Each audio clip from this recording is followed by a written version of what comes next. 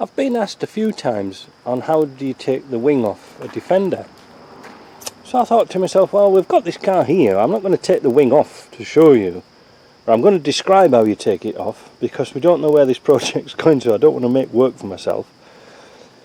But basically, it's fastened on the front, fastened here,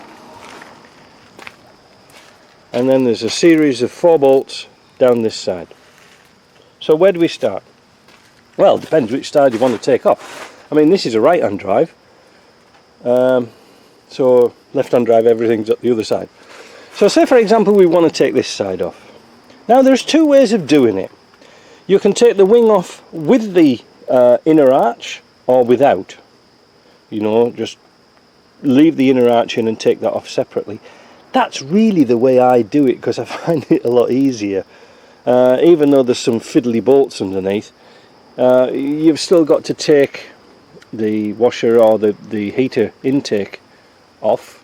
So you've got to take that off, but underneath here, let's see, you maybe can see just inside there, there's about 4 or 5 bolts that hold this wing top on, but it also holds this piece on. Now this is the way I would do it, but bear with me because I'm going to tell you something else. First of all, let's have a look at here, because we haven't got tools everywhere and things. Take off the inner arch. You've got to take that off, and that's held on by these silly little clip things here. Now I've just shown you that what you have to do, I don't know if I can get that out on one end, probably not.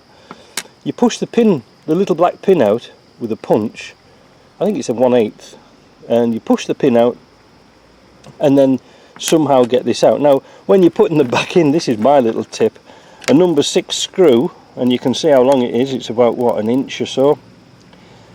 You can use those little clipettes again by using a number 6 screw to expand the rivet, and this makes it always easy to pull the rivet out.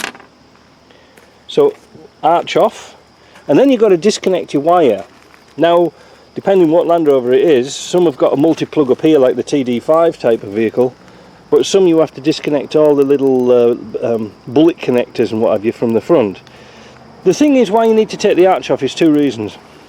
The wiring harness is clipped on the inside of the vertical piece of the inner arch. There's 3 clips, there's 1, 2, 3. You have a hell of a job trying to get them out without this arch on. So get this piece off. When you get this piece off, you get the wiring harness out, then what you're going to do is undo this, there's a bolt, nut and bolt goes through here, which holds your sill or your rocker to the wing. You've got to take that out.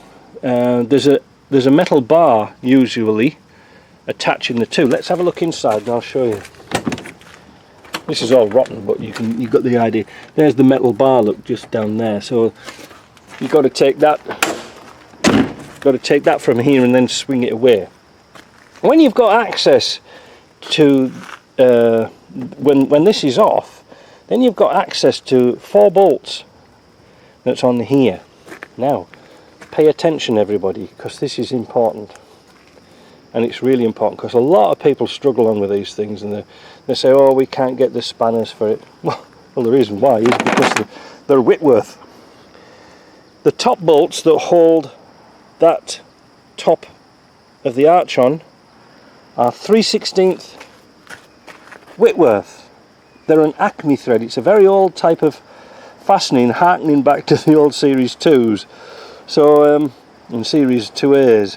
So you need a 3/16 for these ones here. There's about I think there's 1, 2, 3, 4 you've got to take off, but you leave the ones here and here in. You're just going to take the bolts off that holds that arch on, the inner arch. Then you'll need a 1/4 Whitworth, which is this one, to take the bolts off here.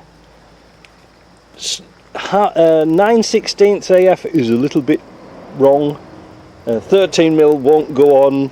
These fit perfectly. So once you've got your bolts out of there, don't forget to take this bolt out of here. You're obviously going to take that bracket off when you're taking all your garbage off the side, and then there's 2 bolts here. There's a short bolt and there's a long bolt, and the long bolt sandwiches between that bracket and the inner arch.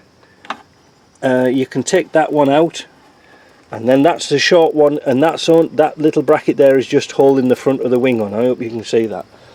Then oh, let's have a look at this side. I know it's confusing, but then you can take that nut and bolt out of there. This is an adjuster, by the way. You can move that up and down and backwards and forwards. So but basically, if you're taking your wing off, just don't touch them if at all necessary. If you're rebuilding your car, you'll probably have to play around with them. The other things you've got to take off, let's have a look over this side. There are 2 screws here, they've got to come off, and 2 screws here. Now if you take your outer wing off first and leave this inner arch on, you know, by keeping this one in, and well, you've got to take that one out, so you really it's going to be wobbling about a bit. But you can take your outer fender off, or your outer wing off, and then take these off, you know, because that'll keep it in place. Well, it's hard to say. It's hard to say. I just take everything off and then just lift off the outer wing first, and then I take the arch off. Because usually I have to take the arch off anyway, so I might as well make life easier. But some people I've seen in England, they just pull the whole shooting match off, which is okay, but it's a bit fiddly to put back on, you know, because you've got to, you know, if you catch this inner arch over this side of the bolt, well, you're going to be struggling. It can be done. It's better with 2. What else? Oh yeah, that's right, yeah. The top bolt on the heater side, be it left-hand drive or right-hand drive, is quite nasty to get in because of the heater. You can do it, but again, trying to do it without the arch on, virtually impossible. So I hope that helps.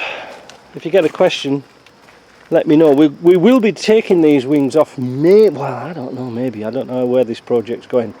But if we do take the wings off, then I shall do a video on it. But that's just a brief description on what tools you need. You don't need much, but you need the right tools. So anyway, that'll make your Land Rover better, won't it? Make it look smart. But when you're putting it back on again, alright, there isn't much room for adjustment. I keep forgetting this. So all you can do with these bolts here is move them backwards and forwards. I forgot about that. You can only move them backwards and forwards. You cannot move them up and down. Very important. So get out there, make your Land Rover better, and while you're at it, make sure that the bumper is square with the bottom of the wing. If I come and see your Land Rover and this gap's right up here and the other one's right down there, well, there's something wrong and you'll be kept back after class. So get that Land Rover made better, and we'll talk to you later.